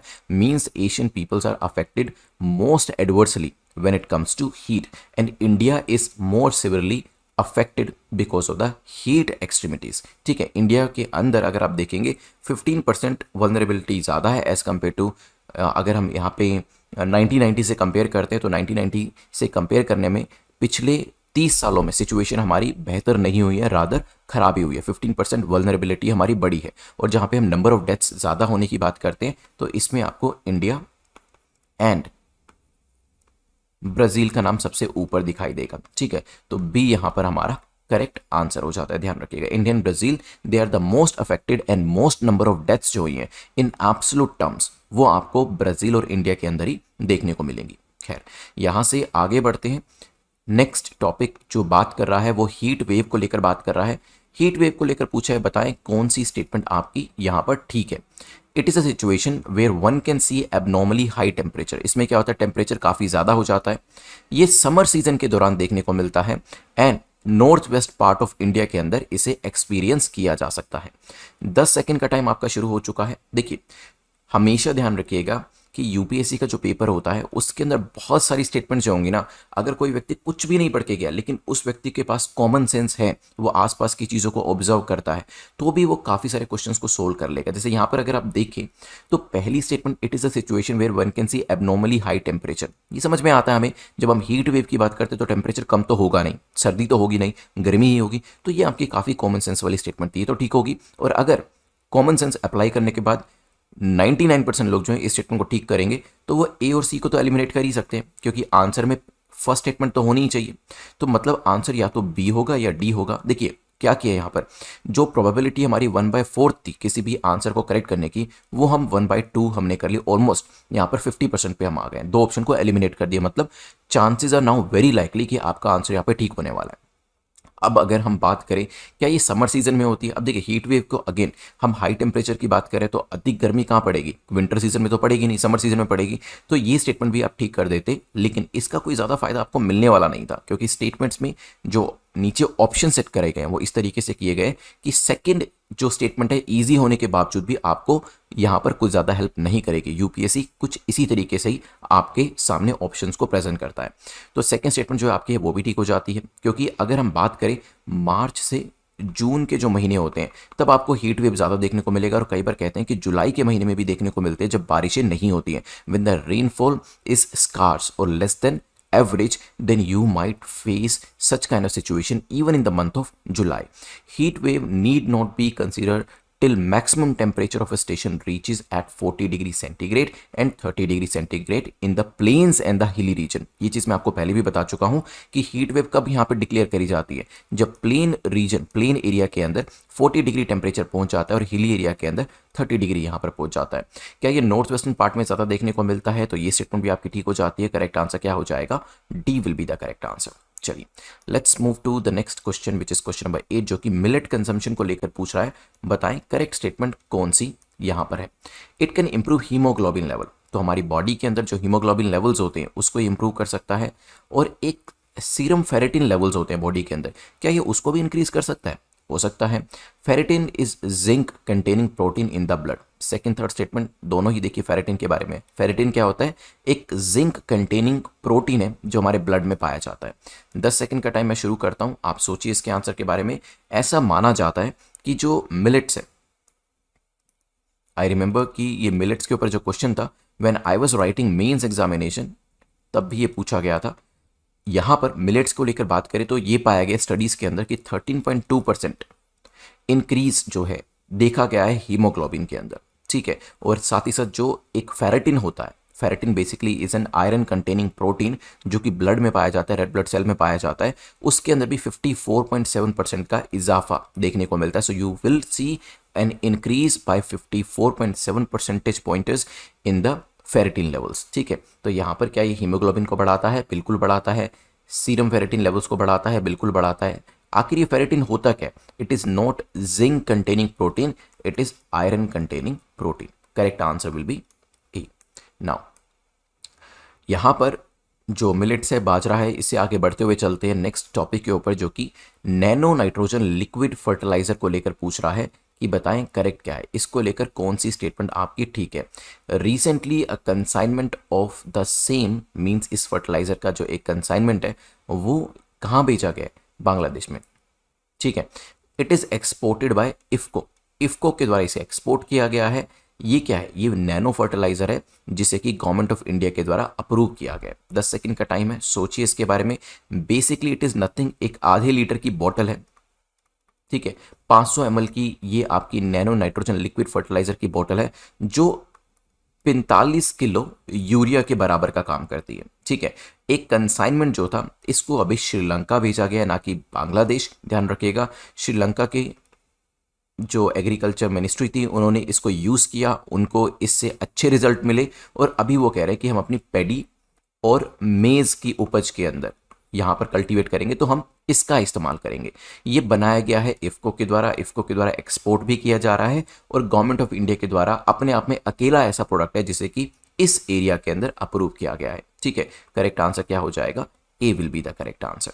ठीक है, चलिए कुछ इस तरीके से बॉटल दिखाई देती है जिसके बेसिक जो कैपेसिटी है वो 45 केजी यूरिया के बराबर है। ठीक है, तो बेसिकली क्या होगा, प्रोडक्शन ऑन प्रोडक्टिविटी जो है वो यहाँ पर अब बढ़ता हुआ दिखाई देगा श्रीलंका को। Let's move to the last question जो कि पूछ रहा है बायो इकोनॉमिक हब को लेकर बताएं कौन सी स्टेटमेंट आपकी करेक्ट है, कौन सा कथन सही है। Uttarakhand is decided to be developed as bio economic hub, तो उत्तराखंड को बात करी जा रही है कि हम कैसे डेवलप करेंगे, एक बायो इकोनॉमिक हब के तौर पे डेवलप करने वाले हैं। नाउ इससे क्या होगा, ग्रीन हाउस गैस का एमिशन कम होगा, ये भी हो सकता है। और इंडिया जो है वो एक ग्लोबल बायो मैन्युफैक्चरिंग हब बनने की कोशिश करे, 2025 का टारगेट जो है वो यहाँ पे रखा गया। 10 सेकंड का टाइम मैं आपको देता हूँ, सोचिए आप इसके बारे में। देखिए इंडिया जो है, ये मैंने आपको इंडेक्स के अंदर ही बता दिया था कि यहाँ पे 150 बिलियन डॉलर जो है उसको यहाँ पे टारगेट करके चल रहा है और 2025 तक एक बायो इकोनॉमिक हब बनने की कोशिश भी कर रहा है, एक बायो इकोनॉमी बनने की कोशिश कर रहा है रादर। तो यहाँ पर तीसरी स्टेटमेंट जो आपकी है वो हो जाती है करेक्ट। ठीक है, यहाँ पर क्या ग्रीन हाउस गैस एमिशन कम होगा, क्योंकि देखिए आप बायोमास को यूज़ कर रहे हैं, आप यहाँ पर जो नेचुरल आपके प्लांट्स और फाइटो हैं उसको यूज़ कर रहे हैं, तो definitely green house gas emission जो है वो इनडायरेक्टली यहाँ पर आपको कम होता हुआ दिखाई देगा। लेकिन हाँ, ये बायो इकोनॉमिक हब जो है वो नॉर्थ ईस्ट के अंदर बनाने की कोशिश करी जा रही है, अटेम्प्ट किया जा रहा है, ना कि उत्तराखंड के अंदर, क्योंकि आपका जो एक बायोडाइवर्सिटी हॉटस्पॉट है वो भी नॉर्थ ईस्ट के अंदर लोकेट करता है। नॉर्थ ईस्ट के अंदर अगर आप देखें काफ़ी सारे फ्लोरा फोना पाए जाते हैं। अगर आप देखें यहाँ पर अरुणाचल प्रदेश है, असम है, यहाँ पे बेसिकली आपको फॉरेस्ट एरिया भी ज़्यादा मिलेगा और जो प्रिजर्व्ड एंड कंजर्व्ड स्पीसीज है वो भी आपको यहाँ पर ज़्यादा मिलेंगे। तो it is the most appropriate location इस तरीके के हब को बनाने के लिए। करेक्ट आंसर क्या होगा, C will be the correct answer here. Current affairs की सीरीज में 28 एंड 29 अक्टूबर के जो करंट अफेयर्स हैं उसको हम एमसीक्यू के थ्रू कवर करने वाले हैं इस लेक्चर के अंदर। आज के इस लेक्चर के अंदर जो इंपॉर्टेंट एरियाज को कवर करेंगे उसमें हम क्वांटम कंप्यूटिंग को डिस्कस करने वाले हैं। There will be one question on business confidence index, then Sulawesi island को लेकर एक मैप रिलेटेड क्वेश्चन रहने वाला है आपका। स्किल इम्पैक्ट बॉन्ड के बारे में भी हम डिस्कशन करेंगे। देन नेक्स्ट क्वेश्चन जो आपका होगा वो एक पर्टिकुलर स्पीसीज को लेकर रहने वाला है, एनएसडीसी के बारे में जानेंगे। एंड देन निपुण भारत मिशन, इसके बारे में डिस्कशन करेंगे। फाइटोप्लैंक्टन्स, प्लैंक्टन्स के बारे में भी एक क्वेश्चन हम डिस्कस करेंगे आगे चलते हुए। और अभी आप जानते हैं COP 26 काफ़ी जल्दी शुरू होने वाली है, 31 अक्टूबर से ये शुरू हो जाएगी, 12 नवंबर तक चलने वाली है। इसको लेकर भी एक आइरिस मिशन लेकर आया जा रहा है, इसको डिस्कस करेंगे। एंड फाइनली बिम्स्टेक को लेकर एक क्वेश्चन देखने वाले हैं। ये 50% डिस्काउंट जो दिवाली का है इट इज़ एक्टिव, आप इसे ज्वाइन कर सकते हैं, इसे एंजॉय कर सकते हैं by using the coupon code festival coupon code को यूज़ कर लीजिएगा to get the 50% discount. It is available on selected series जो आप exam.netmoc.com पर जाकर चेकआउट कर सकते हैं। Now go quant campaign, the first question is on quantum computing. Go quant campaign को अंडरलाइन करें एंड देन सी की क्वेश्चन की रिक्वायरमेंट क्या है। द क्वेश्चन इज आस्किंग कि तीनों स्टेटमेंट में से कौन सी स्टेटमेंट आपकी करेक्ट है। ये जो गो क्वांट कैंपेन है इट इज़ होस्टेड बाय मीटी के द्वारा, ministry of electronics information technology के द्वारा इसे लॉन्च किया गया है। स्टूडेंट्स जो हैं उनको ट्रेनिंग दी जाएगी क्वांटम कंप्यूटिंग के अंदर इसके अंतर्गत। एंड यहाँ पर फिजिक्स के जो प्रिंसिपल्स होते हैं, क्वांटम फिजिक्स जो होती है उसको यहाँ पर एडवांस कंप्यूटिंग के लिए शुरू किया जाएगा, यूज़ किया जाएगा। 10 सेकंड का टाइम आपका शुरू हुआ है, यहाँ पे जो आपका टाइमर है स्टार्ट हो गया है, तो आपको विद इन 10 सेकंड्स में यहाँ पर आंसर करना है। सोचिए इसका आंसर क्या होगा। अभी एक गो क्वांट करके कैंपेन जो है ये शुरू किया गया है ब्लूमबर्ग, और ब्लूमबर्ग के साथ है गिफ्ट सिटी। ठीक है, सो बेसिकली दोनों ने कोलैबोरेशन करके इसे स्टार्ट किया है, इसे होस्ट किया है। सो मीटी का इसमें कोई लेना देना नहीं है। क्वांटम कंप्यूटिंग जो होती है इसमें क्यूबिट्स का इस्तेमाल किया जाता है। This is the basic aspect जो हम ऑलरेडी कवर कर चुके हैं लास्ट ईयर जब हमने क्वांटम कंप्यूटिंग के ऊपर क्वेश्चन किए थे। क्यूबिट्स जो होती है, देखिए वैसे जो बिट्स होती हैं जो कंप्यूटर में यूज होती है 0 और 1 में होती है, और वहाँ पे जो 0 और 1 की स्ट्रिंग होती है, जो वैल्यू होती है इधर इट कैन बी 0 और 1। लेकिन क्यूबिट्स में क्या होता है, क्यूबिट्स कैन हैव 0 एंड 1। तो 0 और 1 की बजाय यहाँ पे 0 एंड 1 दोनों ही वैल्यू जो है वो आपके क्यूबिट के अंदर हो सकती है। ध्यान रखिएगा, this is the uniqueness of it. Cyber security के लिए माना जा रहा है कि जो क्वांटम कंप्यूटिंग है उसको काफ़ी हद तक यूज़ किया जा सकता है। और अभी आगे आने वाले टाइम में जब हम बात करते हैं कि जो थर्ड वर्ल्ड वॉर होगी वो हो सकता है कंप्यूटर के थ्रू हो, और वहाँ पर जो साइबर वॉरफेयर है उसके अंदर कौन सी कंट्री कितनी स्ट्रेंथ है ना, ये डिटरमिन करेगा कि वो वॉर कौन जीतने वाला है। तो यहाँ पर जो क्वांटम कंप्यूटिंग है उसको लेकर ही स्टूडेंट्स को ट्रेनिंग भी दी जा रही है। एट द सेम टाइम इसके अंदर क्वांटम फिजिक्स के जो प्रिंसिपल्स होते हैं उसका इस्तेमाल किया जाता है कंप्यूटिंग के अंदर। तो यहाँ पे दोनों स्टेटमेंट्स यहाँ पर करेक्ट हो जाएंगी। आंसर तो हो जाएगा सी, लेकिन हाँ ये चीज़ ध्यान रखिएगा इसकी जो एप्लीकेशन है वो साइबर सिक्योरिटी एरिया के अंदर काफ़ी ज़्यादा है, जिसकी इस टाइम पर कंट्री को ज़रूरत भी है। अगर आपको याद हो कुछ दिन पहले मैंने आपको बताया था कि जब हम कोविड की वैक्सीन बना रहे थे तब भी हमारी काफ़ी सारी लैब्स को हैक किया गया था। इवन हमारे जो पावर सेक्टर ग्रिड्स होती हैं उनको भी ऑलरेडी चाइनीज़ हैकर्स के द्वारा हैक किया जा चुका है। पाकिस्तानी हैकर्स भी टाइम एंड अगेन जो हमारे सिस्टम से उनको हैक करते रहते हैं इन्फॉर्मेशन की चोरी करने के लिए। ठीक है, so these things are happening, और यहाँ पर इसी चीज़ को ही कर्टेल करने के लिए क्वांटम कंप्यूटिंग जो है इसकी एप्लीकेशन काफ़ी इंपॉर्टेंट हो जाती है। Now let's move to the second question which is concerning business confidence index. Business confidence index जो है किसके द्वारा रिलीज किया जाता है, NCAER, फिकी, CRPCR, NBER। यहाँ पर 10 सेकंड का टाइम मैं शुरू करता हूँ आपका। सोचिए किसके द्वारा इसे लेकर आया जाता है। यहाँ पर national bureau of economic research है, CRPCR है, federation of chamber commerce of industry है। सोचिए क्या आंसर होगा इसका, फिर करते हैं एक डिस्कशन इसको लेकर। 10 सेकंड पूरे होते हैं। देखिए बिजनेस कॉन्फिडेंस इंडेक्स ये अभी इंक्रीज हुआ है भाई 90%। बेसिकली क्या था, हमने बिजनेस कॉन्फिडेंस इंडेक्स को पढ़ा था पहले, ये क्वार्टर बेसिस पे आपका असेस किया जाता है। तो पहला क्वार्टर जो 2021 का था फाइनेंशियल ईयर में अप्रैल मई जून तक चला। ठीक है, इसके बाद इस क्वार्टर के बाद नंबर निकाले गए। नंबर वर नॉट वेरी एंथ्रिलिंग, वो एनकरेजिंग नहीं थे। क्यों? क्योंकि ये अप्रैल मई जून का वो टाइम था जब हम लोग सेकेंड वेव से जूझते हुए बाहर निकल रहे थे, और इसी वजह से पूरा बिजनेस का जो एनवायरनमेंट था वो खराब हो चुका था। ठीक है, लेकिन फिर जून में हमने सेकेंड वेव को कर्टेल किया, और उसके बाद जो वैक्सीनेशन की ड्राइव हमने शुरू करी उससे बिजनेस जो है जुलाई अगस्त सितंबर ये जो नेक्स्ट क्वार्टर था इसमें कुछ बेहतर होता हुआ दिखाई दिया। और अक्टूबर में जो अब नंबर आए हैं वो एनकरेजिंग है, वो बताते हैं कि यस जो बिजनेस में कॉन्फिडेंस है उसमें लोगों का ट्रस्ट बढ़ा है, बिजनेस में कॉन्फिडेंस जो है वो आना दोबारा से शुरू हुआ है। हालांकि ये चीज़ भी बताई गई है कि अभी भी 2 क्वार्टर्स और लगेंगे, मतलब अक्टूबर नवंबर दिसंबर जनवरी फरवरी मार्च, ये 6 महीने और लगेंगे पूरी सिचुएशन को नॉर्मलाइज होने के लिए। और ये जो बिजनेस कॉन्फिडेंस इंडेक्स होता है ये NCAER के द्वारा लेकर आया जाता है, which is a think tank, जो कि एक क्या है, एक थिंक टैंक है। नाउ NCAER की फुल फॉर्म क्या है ये आप मुझे कमेंट सेक्शन में जरूर बताइएगा। पता है तो डायरेक्टली लिख दीजिएगा, नहीं पता तो इसको फिगर आउट करिएगा, गूगल पे जाके चाहे सर्च करें या इनकी ऑफिशियल वेबसाइट पे जाकर सर्च करें, लेकिन लिखिएगा जरूर, लिखेंगे कमेंट सेक्शन के अंदर तो वो लिखी हुई चीज़ आपको हमेशा याद रहेगी। करेक्ट आंसर हो जाएगा यहाँ पर D. Now let's move to the next question which is question number 3, जो कि सिलावेसी आइलैंड को लेकर है। पूछा गया सिलावेसी आइलैंड को लेकर बताएं यहाँ पर ये कहाँ पर लोकेट करता है, क्या ये मलेशिया में है, इंडोनेशिया, जापान या ऑस्ट्रेलिया। मैप बेस्ड आपका क्वेश्चन है लेकिन कंप्लीटली करंट अफेयर्स में ये था। सिलावेसी आइलैंड न्यूज़ में था क्योंकि यहाँ पर अभी नई स्पीसीज मिली है बीटल्स की। ठीक है, बीटल की नई स्पीसीज मिली है, इसी वजह से न्यूज़ में था। और इस बीटल की जो नई स्पीसीज मिली है इसका नाम कोरोना के नाम पे रखा गया है। कुछ टाइम पहले अगर आपको याद हो यहाँ पर एक काफ़ी पुरानी हज़ारों साल पुरानी केव पेंटिंग भी मिली थी, उस वजह से भी ये न्यूज़ में था। इसी साल की ही बात कर रहा हूँ, तो एक साल में ये आइलैंड 2 बार न्यूज़ में आ चुका है। तो चांसेस कैन बी देयर कि ये क्वेश्चन जो है आपके प्रीलिम्स एग्जाम के अंदर आ जाए। So it is basically an Indonesian island, B हमारा करेक्ट आंसर हो जाएगा। अभी मैप के ऊपर आपको दिखाता हूँ। It's a part of greater Sunda island, जो ग्रेटर सुंडा आइलैंड जो पूरी सुंडा स्ट्रेट्स है उसका एक पार्ट है। ठीक है, और रिसर्चर्स जो थे रिसर्च कर रहे थे, और यहाँ पर जो उनको एक नई बीटल की स्पीसीज है वो यहाँ पर मिली है। देखिए एक बार मैप के ऊपर देख लीजिए। So these are the Indonesian island, और आपको यहाँ पे सुलावेसी यहाँ दिखाई देगा। ठीक है, now let's move to the next question which is question number 4, जो कि स्किल इम्पैक्ट बॉन्ड अपने आप में यूनिक बॉन्ड है, पहली बार इशू करे गए हैं इस तरीके से।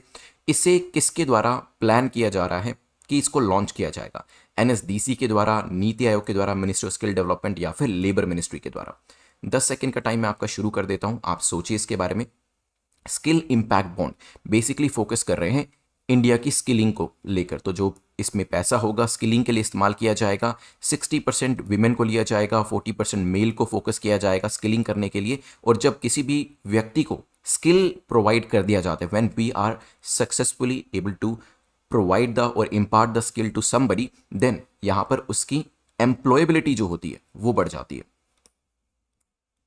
ठीक है, because what we are doing, we are imparting a skill and because of that skill that person can easily get a job. ठीक है, तो यहां पर कोशिश यही करी जा रही है कि जो यहां पर यूथ हमारी है उनको एम्पावर किया जा सके, और ये एम्पावरमेंट होगा by skilling them. And it is brought to you by NSDC, जो नेशनल स्किल डेवलपमेंट कॉरपोरेशन है, जो कि यहां पर सेटअप करी गई थी मिनिस्ट्री ऑफ फाइनेंस के द्वारा। It was basically on the basis of PPP model, आपका पब्लिक प्राइवेट पार्टनरशिप मॉडल जो होता है उसके बेसिस पे एनएसडीसी को बनाया गया था। उसके द्वारा स्किल इम्पैक्ट बॉन्ड जो है वो यहाँ पर लेकर आए जा रहे हैं। ठीक है, अपने आप में पहली बार इस तरीके के जो बॉन्ड्स हैं वो एक प्राइवेट पब्लिक पार्टनर के द्वारा लेकर आए जा रहे हैं। तो करेक्ट आंसर क्या हो जाएगा? A will be the correct answer. ठीक है, इसका मकसद क्या है वो भी मैंने आपको बता दिया, और एनएसडीसी क्या है वो भी मैंने आपको बता दिया। Now I will ask one question from you. NSDC की बात करें तो कैन समबडी टेल मी कि इसके अंदर गवर्नमेंट का शेयर कितना है? क्योंकि हमने इसे कहा पीपीपी, ये पीपीपी मतलब पब्लिक प्राइवेट पार्टनरशिप है। गवर्नमेंट का शेयर कितना है और प्राइवेट पार्टी का शेयर कितना है? अगर आप ये बता सकते हैं तो कमेंट सेक्शन में जरूर बताइएगा। Let's move to the next question. Bugun Liochichla Utsav is celebrated in association with. Now you can understand कि इसे प्रोनाउंस करना ही मुश्किल हो रहा है, तो आपको बताना है कि ये जो उत्सव है बुगुन लियोचिचला उत्सव जो है वो किस वजह से सेलिब्रेट किया जाता है। ये एग्रीकल्चर हार्वेस्टिंग के साथ एसोसिएट करता है, किसी बर्ड की डिस्कवरी के साथ, या ट्राइबल फेस्टिवल है, या फिर none of the above. 10 second का टाइम आपके पास है, सोचिए इसके बारे में। It is an annual festival. ये भी बताइएगा कि कहां पर इसे सेलिब्रेट किया जाता है। इसे कोमेमोरेट किया गया है, 15 साल हो चुके हैं एक बर्ड की डिस्कवरी को लेकर। एक बर्ड जो था उसे लास्ट टाइम डिस्कवर किया गया था समवेयर इन 2006, और उसके बाद अब 15 साल हो चुके हैं, और ये कम्युनिटी जो है, जो ट्राइबल कम्युनिटी है, वो इसको सेलिब्रेट करती है। इस पर्टिकुलर बर्ड को लेकर ये जो त्यौहार है कह सकते हैं आप, या एक उत्सव जो है, ये हर साल मनाया जाता है। ठीक है, ये ध्यान रखिएगा। And this species of bird, ये जो बर्ड की स्पीसीज है, it is critically endangered as per IUCN list. ठीक है, सो डिस्कवरी ऑफ बर्ड की खुशी में, जिसको 15 साल ऑलरेडी हो चुके हैं, ये जो उत्सव है सेलिब्रेट किया जाता है। Correct answer will be B, ध्यान रखिएगा। Let's move to the next question, but उससे पहले जो crack UPSC exam in 200 days की जो सीरीज है, इसको आप exam.netmoc.com पर जाकर सब्सक्राइब कर सकते हैं। And the same goes for mission UPSC 2022 which is a 500 days series. यहाँ पर आप एक चीज़ ध्यान रखिएगा, because now the coupon code is applicable, तो आपका जो फेस्टिवल कूपन है इसको आप जरूर अप्लाई कर लीजिएगा। Now let's move to the next question which is question number 6। Question number 6 बात करता है एनएसडीसी को लेकर ही, क्योंकि अभी हमने एनएसडीसी के बारे में पढ़ा था। एनएसडीसी को लेकर पूछा गया कि बताएं करेक्ट स्टेटमेंट आपकी कौन सी है। ठीक है, पहली स्टेटमेंट कहती है it is not for profit public limited company. ये एक not for profit public limited company है, हो सकता है इसके अंदर गवर्नमेंट जो है वो 51% शेयर को होल्ड करती है। And it was formulated under the companies act 1956। 10 second का टाइम मैं आपका शुरू कर देता हूं, क्योंकि एनएसडीसी न्यूज में था। किस वजह से बताइए? अभी पीछे पढ़ा हमने स्किल इम्पैक्ट बॉन्ड, इसकी वजह से। तो क्वेश्चन SIB के ऊपर भी पूछा जा सकता है और NSDC के ऊपर भी पूछा जा सकता है। देखिए, yes it is a not for profit public limited company, जिसे कि कंपनीज एक्ट 1956 के हिसाब से बनाया गया है, लेकिन इसके अंदर प्राइवेट शेयर जो है दैट इज 51%, एंड जो पब्लिक शेयर है या कहीं गवर्नमेंट का शेयर है दैट इज मेयरली 49%। तो लार्जली जो है प्राइवेट शेयर इसमें ज्यादा है, तो second statement will be eliminated. Correct answer will be B यहां पर करेक्ट आंसर हो जाएगा। Now after NSDC, let's move to the next question which is concerning निपुण भारत मिशन। ठीक है, निपुण भारत मिशन के बारे में पूछे हैं, बताएं यहां पर कौन सी स्टेटमेंट आपकी करेक्ट है, कौन सा कथन सही है। इसे नेशनल स्टीयरिंग कमेटी के द्वारा फॉर्म किया गया है। It might be true. It will oversee the progress in national mission on foundational literacy. तो ये क्या करेगा? बेसिकली जो आपका नेशनल मिशन है फाउंडेशनल लिटरेसी को लेकर, उसको ओवरसी करेगा कि उसमें कितनी प्रोग्रेस हुई है, प्रोग्रेस हुई भी है या नहीं हुई है। And it is a centrally sponsored scheme.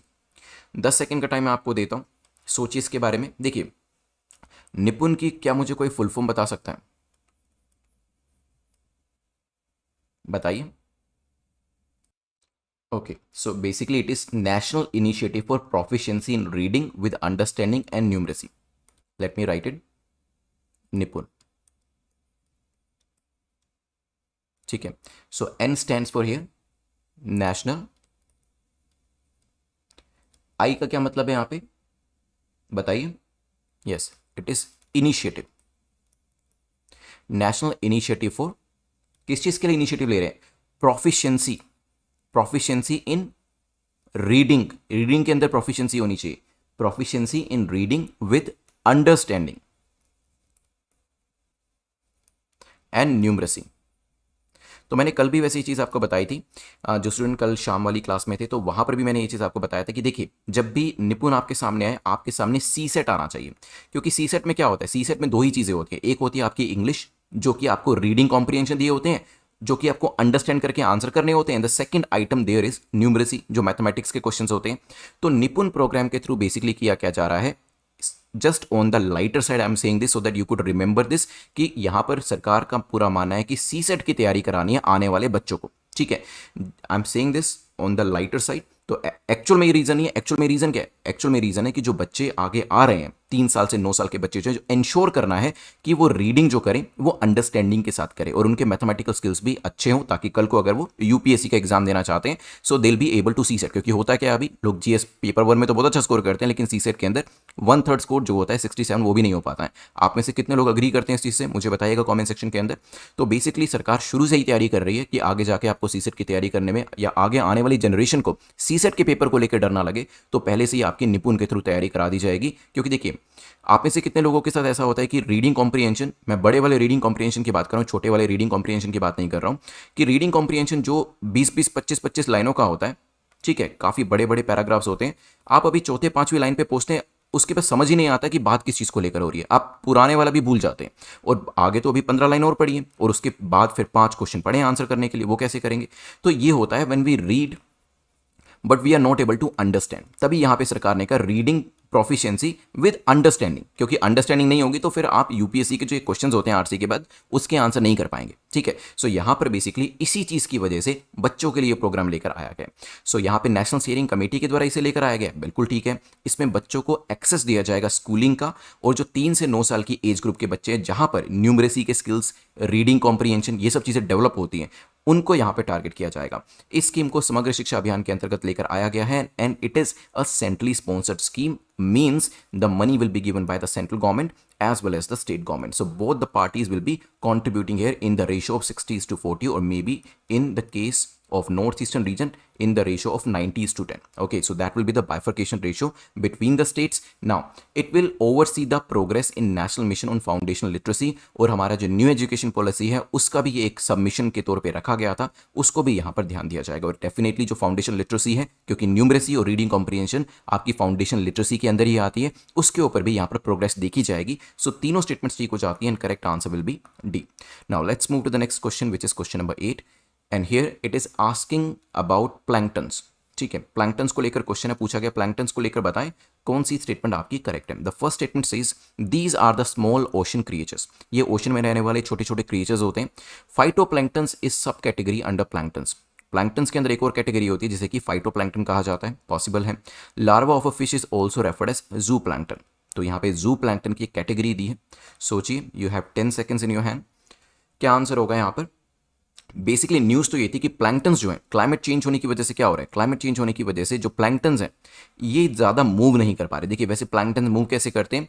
जो सी टाइड्स होती हैं, ठीक है, और जो सी करंट्स होते हैं, उनकी वजह से प्लैंक्टन्स जो होते हैं मूव करते हैं। लेकिन सी टाइड्स और सी करंट्स जो होते हैं उनकी मूवमेंट चेंज हो जाती है जब भी क्लाइमेट चेंज होता है। तो ठीक है, this was the basic thing जो आपके एनवायरमेंट इकोलॉजी में आप पढ़ते हैं, और यहाँ पर इसी चीज़ को लेकर न्यूज़ दी गई थी।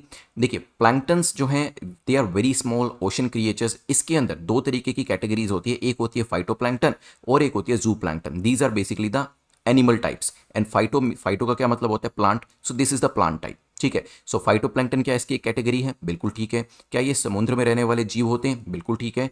और जो फिश के लार्वा होते हैं, because that is part of the species, animal category से वो आता है, तो वो जू प्लैंक्टन का पार्ट होते हैं। ये भी ठीक हो जाता है। सो correct answer will be D, ध्यान रखिएगा। चलिए चलते हैं क्वेश्चन नंबर 9 के ऊपर। Let's move to question number 9, which is asking about which of the following country or countries is or are going to launch IRIS at COP26, Conference of Party 26.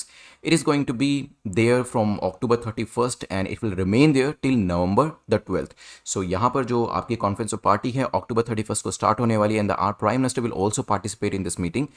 होने वाली है ग्लासगो के अंदर, ध्यान रखिएगा, UK के अंदर। बट इसके अंदर जो आइरिस है, आइरिस को लॉन्च किया जा रहा है। आइरिस क्या है वो भी डिस्कस करेंगे, लेकिन इसको लॉन्च कौन कर रहा है? India, UK, US. सोचिए, 10 सेकंड्स आपके पास है। सो बेसिकली आइरिस की सबसे पहले तो फुल फॉर्म क्या है? It is infrastructure, let me write it down, infrastructure for resilient island states.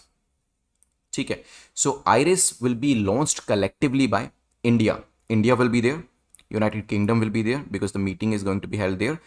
Third country will be Australia and they will be SIDS as well, small island developing states. US has no role whatsoever.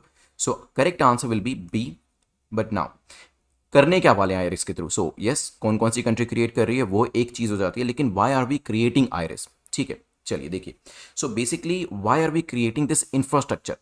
Because you know कि जब भी कोई भी यहाँ पर incidence होता है, कोई भी एनवायरमेंट रिलेटेड इंसिडेंट होता है, बीट सुनामी और मे be some other kind of disaster, cyclone might be there, तो सबसे ज़्यादा इंपैक्ट जो होता है वो कोस्टल रीजन को होता है। ठीक है, इंडिया के अंदर भी आप देखते हैं कि जब भी कोई साइक्लोन आता है, सुनामी आती है, तो जो कोस्टल रीजन होते हैं वो सबसे ज़्यादा इंपैक्टेड होते हैं, चाहे वो उड़ीसा हो, वेस्ट बंगाल हो, गुजरात हो, महाराष्ट्र हो, केरला हो या फिर तमिलनाडु हो। ठीक है, सिमिलरली यहाँ पर जो इन साइक्लोन्स का, इन नेचुरल डिजास्टर का जो इम्पैक्ट होता है वो आइलैंड नेशंस के ऊपर और भी ज़्यादा होता है। तो ये जो डिजास्टर्स होते हैं, सबसे ज़्यादा लॉसेस जो हैं वो करते हैं, चाहे वो जान की हानि हो या माल की हानि हो। So all the infrastructure and the life related losses that are imposed over the island nation, the impact is very high there basically। ठीक है, सो वहां पर इस इम्पैक्ट को कैसे कम करना है, इसी की वजह से आइरिस को लेकर आया जा रहा है, infrastructure for resilient island states. ठीक है, तो बेसिकली स्टेट्स जो है, आइलैंड स्टेट्स जो है, उनको रेजिलियंट बनाने की कोशिश करिए, so that whenever such disaster happens then they should be impacted minimally. ठीक है, सो यहां पर करेक्ट आंसर क्या हो जाएगा? B will be the correct answer. Now let's move to the last question which is question number 10 and it is asking a question on BIMSTEC. So BIMSTEC क्या है बताइए, what is the full form? चलिए इसकी full form नीचे लिखिएगा, पहले बहुत बार discuss कर चुके हैं। Bay of Bengal is the hint which I am giving you. Now पूछा गया है बिमस्टैक में इसमें से कौन इंक्लूड नहीं है, ध्यान रखिएगा। ठीक है, नहीं पूछा है, म्यांमार, थाईलैंड, श्रीलंका। तो यहां पर आपको सबसे पहले तो पता होना चाहिए कि बिमस्टेक के अंदर कंट्रीज कौन सी होती हैं, only then you will be able to answer कि इसमें कौन सी कंट्री नहीं है। रिसेंटली बिमस्टेक न्यूज में था because right now all the BIMSTEC countries they are working on a motor vehicle agreement. कुछ साल पहले यहाँ पे जो आपका BBIN है, जो आपका बांग्लादेश, भूटान, इंडिया, नेपाल था, they were working on a motor vehicle agreement. लेकिन अभी जो है पूरा का पूरा बिमस्टेक इसके ऊपर काम कर रहा है, ध्यान रखिएगा। They are basically trying to connect at 3 fronts. सबसे पहले रोड कनेक्टिविटी की बात करी जा रही है इन कंट्रीज के अंदर। सेकेंड, यहाँ पे वाटरवे कनेक्टिविटी की बात करी जा रही है, so through the waterways also they will be connecting to each other. And third is grid connectivity. This is the new concept जो कि अभी पिछले कुछ सालों से आया है। पहले रोड और वाटर कनेक्टिविटी करी जाती थी, but right now grid connectivity is also in the picture, so that energy जो लूप होल्स होते हैं या फिर एनर्जी डेफिशिएंसी इन सरप्लस होते हैं वो यहाँ पर मैनेज किए जा सके। ठीक है, now BIMSTEC provides a unique link between the south and south east Asia with 5 countries. कहाँ से हैं आपकी? बांग्लादेश, भूटान, इंडिया, नेपाल, श्रीलंका जो है वो है आपकी साउथ एशिया से। और 2 कंट्रीज ऐसी हैं जो कि आपकी साउथ ईस्ट एशिया से हैं, वो है म्यांमार एंड सेकंड कंट्री कौन सी है? थाईलैंड। ठीक है, these are the 7 countries. You should know which are the countries there in this particular block and you should also know the countries which are there in SAARC, South Asian Association of Regional Cooperation, that is the second block जिसमें पाकिस्तान भी आता है। वहां पर कौन कौन सी countries हैं, इसमें कौन सी कंट्रीज है, what are the differences, why SAARC is dying while BIMSTEC is working quite well, ये सब चीजें आपको पता होनी चाहिए। प्रीलिम्स के हिसाब से क्वेश्चन मैंने आपको दे दिया, but for the mains examination there could be a question that why the BIMSTEC is surviving और may be even flourishing while at the same time SAARC is dying. ठीक है, तो वहां पर आपको इस चीज को जस्टिफाई करना पड़ेगा and you need to write the reason. One of the major reason is that because the Pakistan the entire conversation as well as the discussion that confines to India-Pakistan issues. That's why SAARC is not able to perform at par with BIMSTEC. ठीक है, ये एक आपका point यहाँ पर हो जाता है। सो करेक्ट आंसर क्या हो जाएगा यहाँ पर?